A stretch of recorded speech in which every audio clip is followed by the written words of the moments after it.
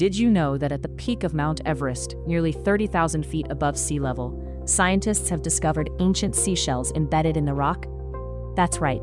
The world's highest mountain was once completely underwater, and the evidence is literally written in stone at the summit.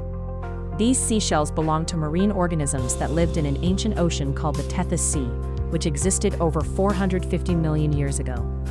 The shells found at Everest's summit are fossils of creatures like ammonites and belemnites, extinct relatives of modern squid and clams. The Tethys Sea covered much of what is now Asia, and the seafloor sediments accumulated for millions of years. When the Indian tectonic plate collided with the Eurasian plate around 40 to 50 million years ago, these ocean sediments were thrust upward, layer upon layer, eventually forming the Himalayan mountain range. Mount Everest is still rising today. It grows about 4 millimeters every year due to the ongoing collision between the Indian and Eurasian plates. This means the ancient seashells at its summit continue their journey upward, even now, carrying the story of Earth's oceans into the sky.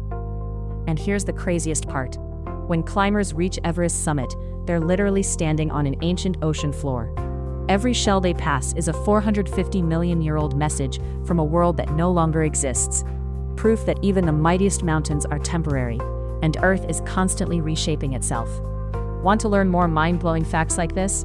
Visit Sikho.ai for thousands of fascinating discoveries about our incredible planet.